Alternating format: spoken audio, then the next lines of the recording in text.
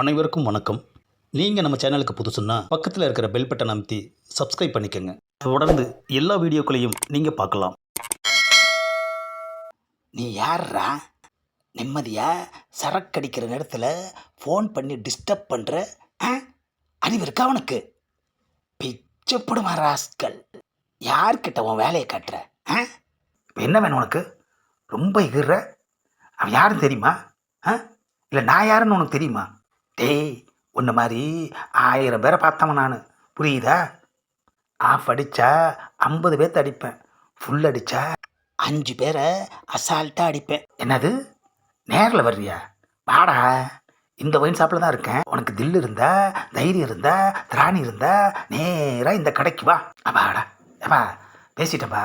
அவனுங்க சும்மா வாய் உதாரு, அவரெல்லாம் மாட்டாங்க. அண்ணன் இருக்கேன், நீ பயப்படாமல் சரக்கு எடுத்து அடி. ஏண்ணே, எதுக்குண்ணே இந்த ஒயின் ஷாப்பு அட்ரஸ் சொல்லி இங்கே வர சொன்னீங்க? அவன் மறன்னு சொல்லி நம்ம வேணான்னு சொன்னால் நம்மளை மொக்கையாக நினச்சிருவாயா. அதனால தான் நானும் ஒரு பிட்டை போட்டேன். என்னது, ஃபோனில் அப்படி பேசினான், இப்போ எதுக்கு வர சொன்னீங்கன்னு கேட்குறான். இவன் நிஜமான ரவுடியா இல்லை டூப்ளிகேட் ரவுடியா? சார், ஒரு சின்ன டவுட்டு. கேளுங்கண்ணே. ஆமாம், நீங்கள் நிஜமான ரவுடி தானே? சரக்கு வாங்கி கொடுத்த என்னவே சந்தேகப்படுறீங்களாண்ணே? சந்தேகப்படலைங்க சார், கன்ஃபார்ம் பண்ணிக்கிட்டேன். அண்ணே, நான் பாத்ரூம் போயிட்டு வந்துடுறேண்ணே. போங்க சார், போயிட்டு வாங்க, நான் வெயிட் பண்ணுறேன். என்ன அது, பாத்ரூம் போனோன்னு இன்னும் ஆளை காணோம். ஒரு வேளை போதையில் வழுக்கி விழுந்துட்டானோ? என்ன அது, யாரும் நம்மளை பார்த்து வர்றாங்க? ஏய், கொஞ்சம் முன்னாடி ஃபோனில் உதார் விட்டது நீ தானே? ஆஹா, தேடியே வந்துட்டானுங்களே ஐயா. ஆளை பார்த்தாலே பயங்கரமாக இருக்கான். பாத்ரூம் போன ரவுடி சாரையும் இன்னும் காணுமே ஐயா. சமாளிப்போம். அண்ணே, எனக்கு எதுவும் தெரியாதுண்ணே, நான் இப்போ தான் வந்து உட்காடுறேன். ஆட்டடா கதை விட்ற. ஃபோனில் வண்டையாக பேசிட்டு நான் இல்லைன்னு இப்போ ஜக்கா வாங்குறியா? அஃப்கோர்ஸ், அது நான் கிடையாது, வேறு யாராவது மிமிக்ரி பண்ணி பேசியிருக்கலாம். நான் அப்படியெல்லாம் பேசுகிறவன் கிடையாதுப்பா. ஆமாம். டேய், நீ தான் உன் கூட இருந்தானே, அவன் எங்களுக்கு சொல்லிட்டான்டா. ஆஹா, சொல்லிட்டானா? அப்பனா அவன் ரவுடி கிடையாது, நாம தான் அவனை ரவுடின்னு நினச்சி ஏமாந்துருக்கோம். இனிமே தப்பிக்க முடியாது. பாத்ரூமில் வலிக்கி விழுந்திருப்பான்னு நினச்சா இவனுங்க கிட்ட சிக்கி சின்ன பின்னமாயி நம்மளையும் சேர்த்து போட்டு கொடுத்துட்டானே ஐயா.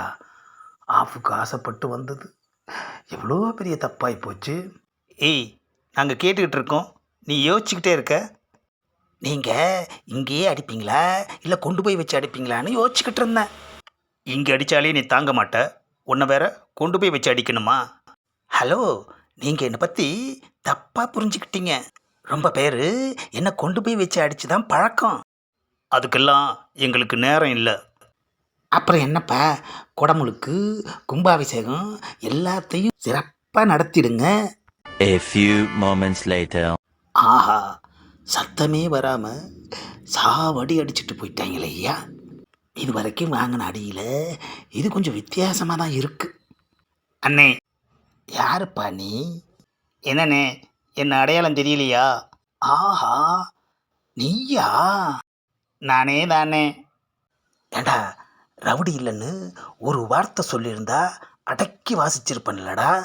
உன்னை பொழந்ததோடு விடாமல் எதுக்கடா என்னையும் போட்டு கொடுத்த?